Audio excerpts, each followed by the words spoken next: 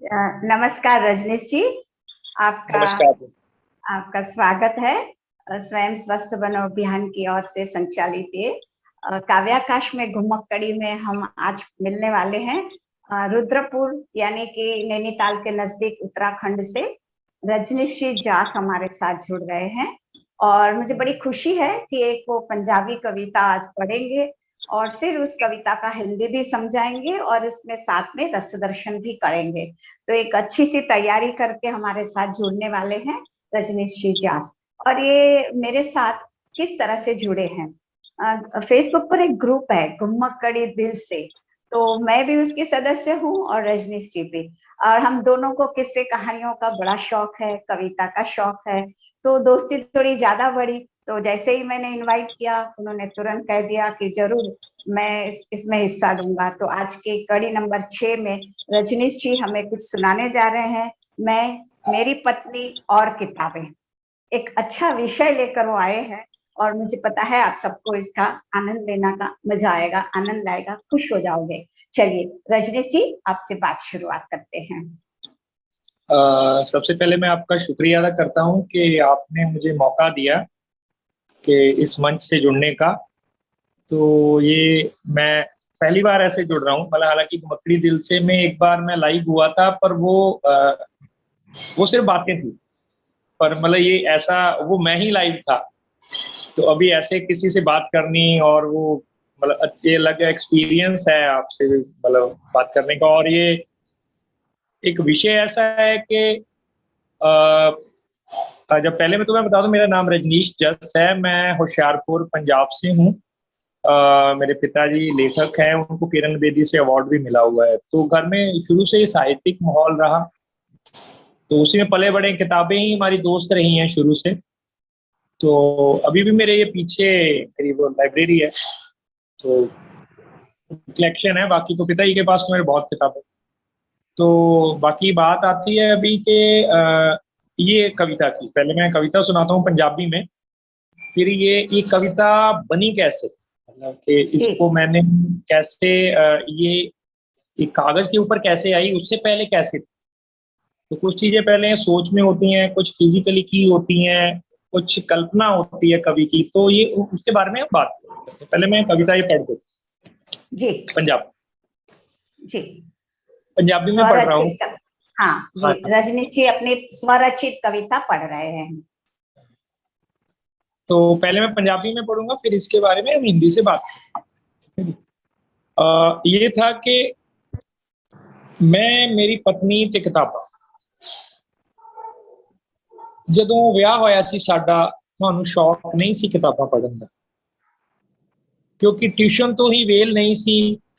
ਫਿਰ ਜਦੋਂ ਤੁਸੀਂ ਰਾਤ ਦਾ ਖਾਣਾ ਬਣਾਉਂਦੇ, ਮੈਂ ਰਸੋਈ 'ਚ ਕੁਰਸੀ ਤੇ ਬੈਠ ਜਾਂਦਾ, ਕਿਤਾਬਾਂ ਪੜ੍ਹਦਾ, ਤੁਹਾਨੂੰ ਸੁਣਾਉਂਦਾ ਗਜ਼ਲਾਂ, ਵਿਸ਼ਵ ਪ੍ਰਸਿੱਧ ਕਹਾਣੀਆਂ। ਸਾਡੀ ਰਸੋਈ ਨੂੰ ਖੰਭ ਲੱਗ ਜਾਂਦੇ ਤੇ ਅਸੀਂ ਉੱਡ ਜਾਂਦੇ, ਧਰਤੀ ਨੂੰ ਗਾਹ ਕੇ ਮੁੜ ਆਉਂਦੇ।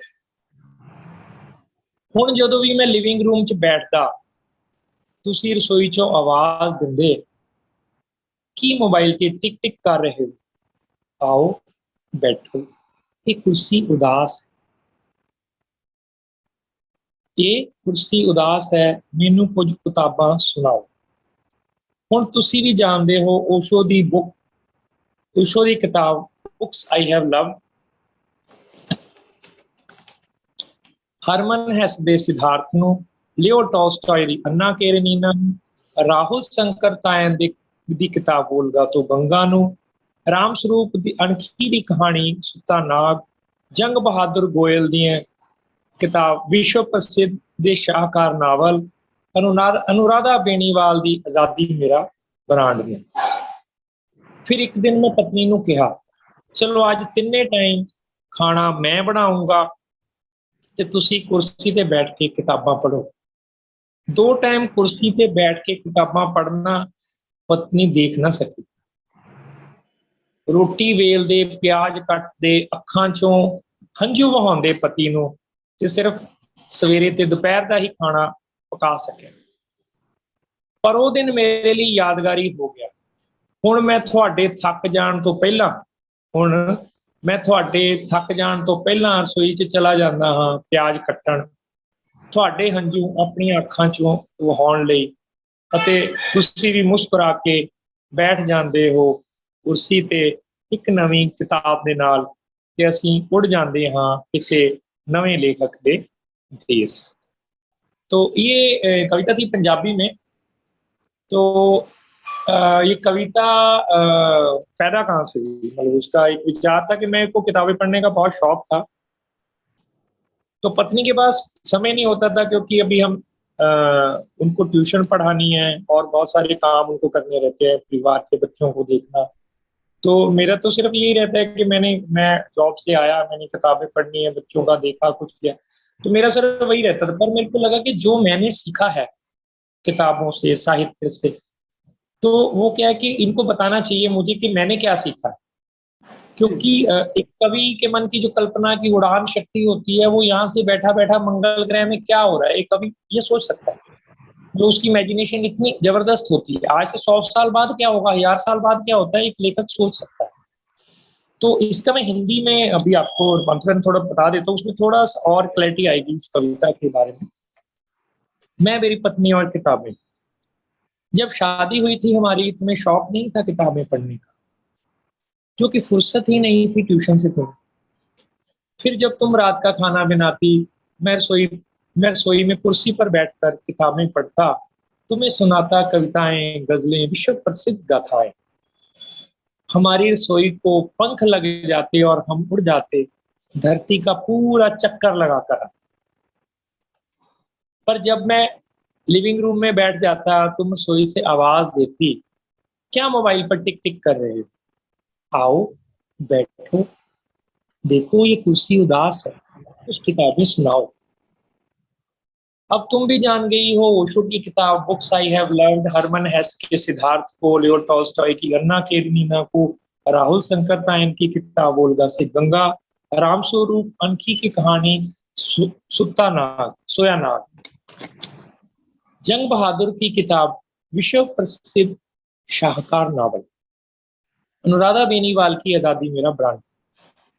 एक दिन यूं ही सूझा, चलो आज तीनों पहर का खाना मैं बनाता और तुम कुर्सी पर बैठकर किताबें पढ़ो। बहुत मुश्किल लगा तुम्हें 2 वक्त बैठकर किताबें पढ़ना, पत्नी होना देख नहीं पाई, रोटी बेलते, प्याज काटते, आंखों से आंसू बहाते पति। पर वो दिन मेरे और सुबह मैं और सुबह और दोपहर का ही खाना बना पाया, पर वो दिन मेरे लिए यादगार बन गया। अब तुम्हारे थक जाने से पहले मैं लग जाता हूँ रसोई में प्याज काटने, तुम्हारे आंसू अपनी आंखों से बहाने, और तुम भी मुस्कुराकर बैठ जाती हो एक नई किताब लेकर, और हम उड़ जाते हैं एक नए लेखक के देश। तो मतलब ये कविता जब मैंने 2 समय का खाना बनाया, मैंने अपनी पत्नी को बोला आज एक्सपेरिमेंट करते हैं।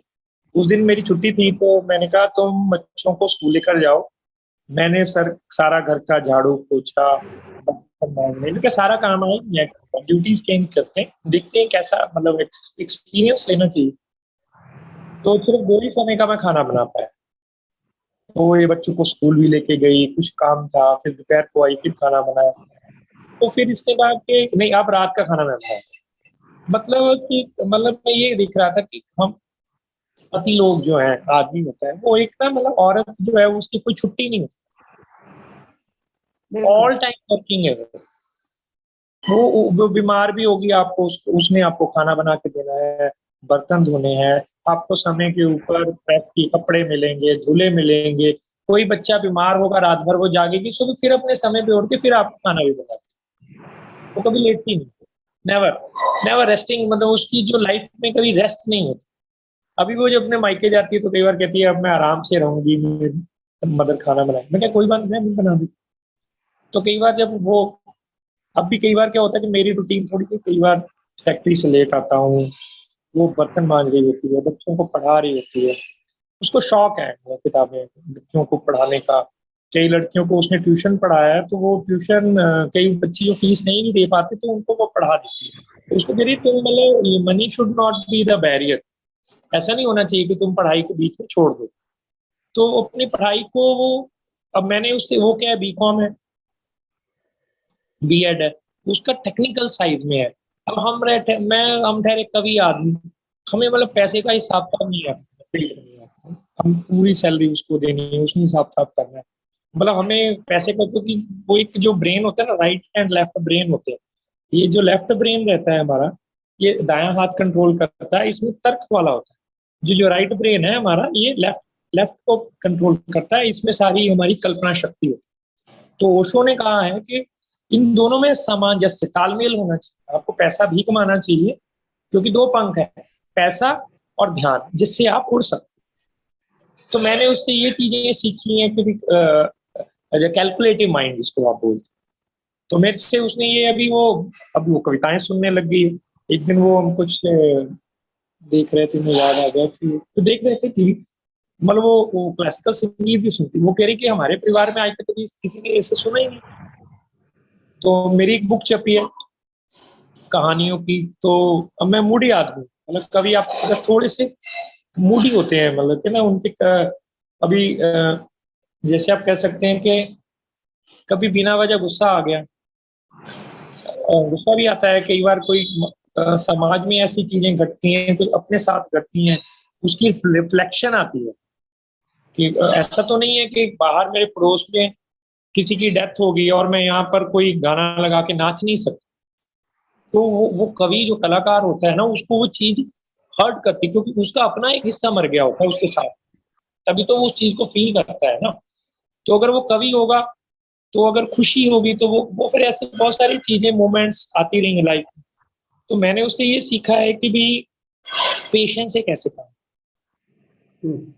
हालांकि आदमी में, उसने कहा है कि 23 क्रोमोसोम है, वो हर समय विचलित रहता है। औरत में ठहराव, अगर आपको पेशेंस देखनी है तो उससे देखनी पड़ती है, आपको उससे सीखनी पड़ती है कि चीजों को कैसे। वो कहते हैं कि वो पढ़ती कम है पर वो जानती ज्यादा। तो ये चीजें मैंने उनसे सीखी हैं कि ये चीजें अगर हम सीखते हैं तो इसमें अभी कविताएं रही, बुक्स, किताबों के बारे में उसमें काफी कुछ सीखा है। कभी कई बार मैं उसे अमृता प्रीतम की सीधी टिकट में से कुछ चीजें सुनाई मैंने उसको। तो जो साहित्य मैंने मैं ये नहीं कह रहा कि मैंने उसको बताया, नहीं, मैं एक जरिया बना, क्योंकि मैंने उससे बहुत कुछ। तो ऐसी बहुत सारी चीजें आती रहती हैं हमारे में।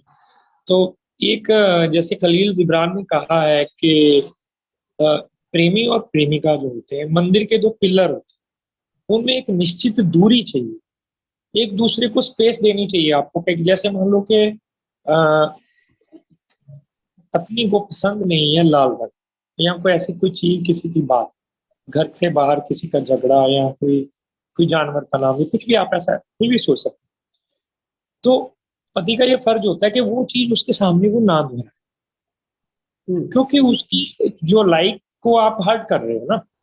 हो सकता है उसको पीला कलर पसंद है, तो आप पीले की ही, क्योंकि वो आपको बीमारी में आपको खाना भी दे रही है, आपकी वो सेवा कर रही है। जो शरीर है जो हेल्दी है आपके, पहले जो यहाँ तो माँ ने बनाया है, रूप दिया है, उसका लालन पालन जब आप बड़े हो गए तो पत्नी ने दी।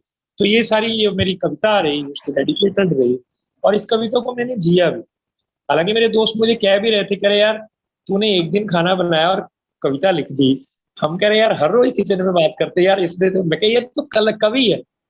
ये तो मतलब मैंने उसको समझा इस चीज को, मतलब हो सकता है मेरे से भी बेहतर लोग लिख सकते हैं, ऐसी बात नहीं है। इस मामले में कोई अच्छी कविता पर में तो ये आइडिया वैसे ही आया है, तो ये मैंने लिखा है इसको। क्योंकि ये सब चीजें क्या रहती हैं कि हम सीखते हैं, मेरा ये मानना है, सीखने को बहुत कुछ है। अभी मैं 40 मतलब इस एज में जाके मैंने ये सीखा कि जो लंच बॉक्स है, एक दिन में लेके आया कंपनी से, तो कुछ लड़के को मैंने सब्जी दी थी, उसने धो के रख दिया। तो मेरी वाइफ कह रही आज तो धुला हुआ है। मैं क्या हुआ, कह रही है इसमें बदबू नहीं आ रही। तो फिर मैंने ये सीखा इस एज में आके कि मैं अब हर रोज अपना खाना खाने के बाद बर्तन धो के आता हूँ, क्योंकि उसको वो स्मेल आती है। कई बार क्या होता है कि हम उन चीजों को फील नहीं कर पाते जिस चीज से वो गुजर रहे हो। अब कई बार क्या कहते हैं, मैं दोस्तों को बोलता भी हूँ कई बार, मैं क्या,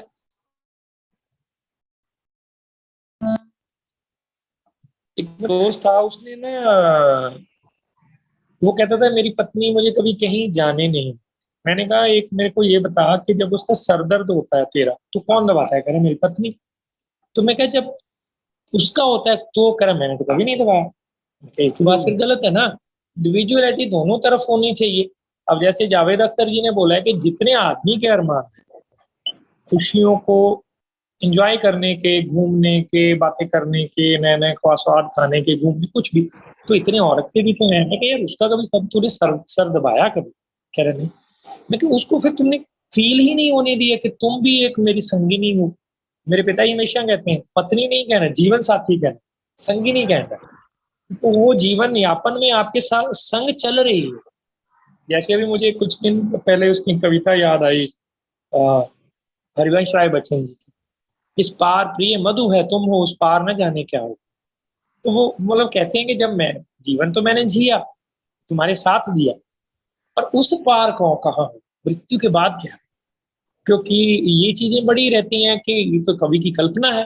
कवि की कल्पना मैंने शुरू में भी बात की कि कवि की कल्पना ऐसी होती है, वो तो आज से 1000 साल बाद क्या होगा, या आज से 5000 साल पहले जब बुद्ध बैठे थे किसी पेड़ के नीचे प्रवचन दे रहे थे, तो वो सब सोच सकता है। क्योंकि वो उस अवस्था में उसको मतलब गॉड गिफ्टेड है। मैं ये नहीं कहता कि जैसे उन्होंने बोला, नीरज नीरज जी से मैं मिला हूँ इसी कविता की वजह से मिला कि कवि होना सब, मानव होना भाग्य, कवि होना सौभाग्य।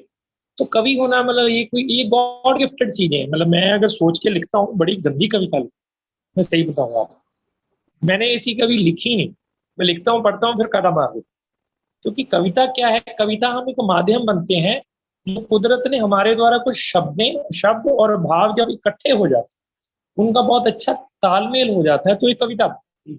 उसमें क्या है, कुछ लोग छंदबद्ध नहीं, कोई गीत लिख देता है उसमें, कुछ खुली कविता लिख देता है, कुछ लेख लिख देते हैं। तो वो अलग अलग चीजें रहती हैं। कोई कोई मूर्ति बना सकता है, किसी को अच्छी चीज लगती है तो पेंटिंग बना सकता है। मतलब आर्ट क्या है? गॉड गिफ्टेड चीज है। पर एक है हम देख देख के सीखते हैं इन चीजों को। मेरा ये सोचना है कि जितनी भी चीजें हैं हमारी, ये सारी की सारी जो हम सीखते हैं करते हैं, तो मेरा ये, मैं अब आज बच्चों को सुबह भी बता रहा था, मैं क्या, मानव के दो धर्म, पहले हम स्वस्थ रहें, कुशल मंगल रहें, हम पैसा कमाएं, फिर हम ये भी ख्याल रखें कि वो सारा पैसा हमारा नहीं। जैसे चार्ली चैपलिन जी ने ना एक चिट्ठी लिखी अपनी बेटी को, मैं आज सुबह अपने बच्चों को सुना रहा था कि तुम्हारे पास 10 पैसे हैं, $10 है, तो 8 तुम्हारे हैं, $2 उसके हैं जिसके ऑटो में तुम बैठ कर कहीं जा रही हो, तो उसको पूछो, उस ऑटो ड्राइवर को, टैक्सी ड्राइवर को, तुम्हारे घर में बच्चा पैदा हुआ है नया? अगर हुआ है तो $1 तुम उसको दो। तो इससे क्या रहता है कि हम क्या इसको क्या कह सकते हैं कि हम जैसे गुरबानी में कहा गया है, अव्वल अल्लाह नूर उपाया, कुदरत के सब बंदे, एक नूर से सब जग किया, को बंदे। हम एक ही नूर से सारे पैदा हैं। अगर मैं पैसा कमा रहा हूँ, मैं सक्षम हूँ, मैं कोई कविता अच्छी लिख रहा हूँ, मैं, मेरा ये होता है कि मैं अपनी कविता एक रिक्शा वाले को भी सुनाता हूँ, एक रेडी वाले को भी सुनाता हूँ, एक बिजनेसमैन को भी सुनाता हूँ। मेरी जो कविता है, मेरे द्वारा जो रचित चीज है, क्या उन सबको समझ में आ रही है? जैसे उन्होंने बोला था आइंस्टाइन, जो चीज आप 6 साल के बच्चे को समझा, 7 साल के बच्चे को, वो आपके लिए समझ। अगर आप उसको नहीं समझा सकते ना, फिर आपके साहित्य का कुछ वो नहीं है। क्योंकि क्या, कई बार हम बहुत गूढ़ शब्द ढूंढते, इतने गूढ़ शब्द नहीं ढूंढने रहते कि वो किसी को समझ ही नहीं आए, वो डायरी वो डिक्शनरी लेके बैठा रहे। तो ये भाव है, मेरा मानना है कि कवि एक जरिया होता है। कुदरत ने अपना लक्ष्य पूरा करना होता है, उसके थ्रू कुछ चीज दुनिया को देनी होती है। तो इसीलिए तो आर्टिस्ट लोग हैं, पंडित जसराज जी, मैं उनको बहुत सुनता था। मतलब अभी वो, अगर देखा जाए तो मैं विषय से कहीं इधर उधर तो नहीं चला गया, सही चल रहा हूँ क्या? हाँ। ठीक है ना? हाँ। तो क्या है कि पंडित जसराज जी अभी मैं उनको बहुत सुनता, लाइव सुनने में। यहाँ से चंडीगढ़ से कई बार, मैं चंडीगढ़ रहा पहले, वहां से मैं जलंधर जाता था, 7 8 6 7 घंटे का रन है, पूरी रात ट्रैवल करना, फिर उनको सुनना, फिर सुबह फिर आगे वापस आए। तो उनकी अभी 92 ईयर में, अभी अगर जितने भी कलाकार हैं हमारे, वो अभी देवासन हुआ जब उनका लास्ट ईयर में, तो वो मतलब उनके नाम पे एक सितारे का नाम रखा गया। तो वो एक गॉड गिफ्टेड चीजें हैं सारी, कवि होना, एक आर्टिस्ट होना। अब एक कविता की वजह से मैं आपसे जुड़ा। तो कहते हैं ना, कवि से बड़ी कविता। कवि को लोग भूल जाते हैं, नाम नहीं याद रखा जाता। तो यही चीज है कि भी कविता मेरे द्वारा आई, मैंने आपसे, आपको अच्छी लगी, आपने उसको मुझे प्लेटफॉर्म दिया। उस कविता की वजह से आज हूं। ये सही मेरी वजह से कविता नहीं। ये मैं कह नहीं, सकता हूँ। अब आप सही कहा आपने कि कविता की वजह से ही मैं आपके साथ जुड़ी। आपका हाँ, किस्से, ठीक कहानियां, कविताएं पढ़ती थी तो है। मुझे भी हुआ कि काव्याकाश में घुमक्कड़ी में आपकी भी थोड़ी घुमक्कड़ी हो जाए मेरे साथ, इसीलिए हम यहाँ जुड़े और मुझे आज अच्छा लगा। और सही में तो मुझे सिमरन जी के सौभाग्य की ईर्ष्या भी होने लगी है कि सामान्य क्योंकि सामान्य तौर पे ये होता है कि पति अपनी दुनिया में होता है, पत्नी घर संभाले। जैसे आपने कहा, लोग सोच ही नहीं सकते हैं, पर आपने बिल्कुल। उसको अपनी अपनी समकक्ष लाने की जो कोशिश की। और इतने बड़े आपने जब बात करते करते कविता से भले ही थोड़े हट गए, पर आपने कितना पढ़ा है। जैसे आपको ओशो भी याद आ जाते हैं और आपको एक जैसे संस्कृत राहुल संस्कृत्यान भी याद आ जाते हैं। खलील, आपके एक बातें जो आती गई ना, वो समझ में से आता है कि आपने बहुत पढ़ा, बहुत लिखा, बहुत सुना। तो आपकी संवेदनशीलता को मैं समझ पा रही हूँ और उसको आपने सिमरन जी में पण थोड़े थोड़े बीज डालना शुरू किया। तो मुझे लगता है अब आपके दोनों के बीच में एक अच्छा सा गमला पैदा हो गया होगा। आप दोनों अच्छी तरह से उस फुलवारी में आनंद ले रहे होंगे अपने बच्चों के साथ। और कभी वो पढ़ के सुनाते होंगे, कभी आप पढ़ के सुनाते होंगे, तो विषय डिस्कशन होता है। तो लाइफ आपकी सुस्त नहीं रही, आपकी लाइफ में एक रस बना रहा है। ये मैं बिल्कुल। महसूस कर रही हूँ आपकी हाँ, बातों बिल्कुल से सही। कि सही कहा। ये एक बहुत अच्छा एक कभी कभी नहीं तो होता है, दो दो लोग जी रहे हैं 10-15 साल के बाद, बस जीते हैं, एक आदत से जीते हैं साथ में। हाँ, हाँ, पर आप, बिल्कुल। हाँ, आप आदत से नहीं जी रहे हो, अपने साथ रख रहे हो सिमरन जी को, तो बच्चों को भी साथ में ले लिया है। बहुत खुशी हुई मुझे कि आपने ये मैं, मेरी पत्नी और किताबें के द्वारा अपनी पत्नी को एक, आपने जैसे कहा ना कि मंदिर में दो पिलर होते हैं, वैसे ही एक रथ चलता है, एक गाड़ी चलती है, तो दो पहिए होते हैं। एक बिल्कुल। पहिया छोटा बड़ा हो जाए तो गाड़ी नहीं चल सकती है, चलती रहेगी तो भी वो लड़खड़ाएगी। आपकी गाड़ी लड़खड़ा नहीं रही है, बहुत अच्छी तरह से चल रही है और इसका हमने आज आनंद लिया। मुझे बहुत खुशी हुई रजनीश जी कि आज मैं आपसे बात कर पाई और अच्छी तरह से आपने कविता को फिर दोबारा भी इस मंच का उपयोग करना, कोई बहुत दूसरी की कविता आपकी हो, अपनी हो, या और हाँ, किसी की भी कविता हो, आप जरूर आइएगा। इस मंच का ठीक। उपयोग कीजिए, लोगों तक अपनी पंजाबी कविताओं को पहुंचाने का आनंद लीजिए मेरे साथ। सही में मैं बहुत ठीक। खुश हूँ आपसे, बहुत बहुत धन्यवाद। और मैं सभी ठीक। को कहना चाहती हूँ कि जो कोई भी लोग ये सुनते हैं, तो उनको सबको कहना चाहती हूँ कि अगर आप अपनी भाषा की कोई कविता प्रस्तुत करना चाहते हैं तो जरूर आइए, पर उसका रसदर्शन हिंदी में करवाइए ताकि उस कविता का मर्म कई लोगों तक पहुंच पाए। बहुत बहुत धन्यवाद रजनीश जी, दोबारा मिलेंगे। बहुत बहुत धन्यवाद।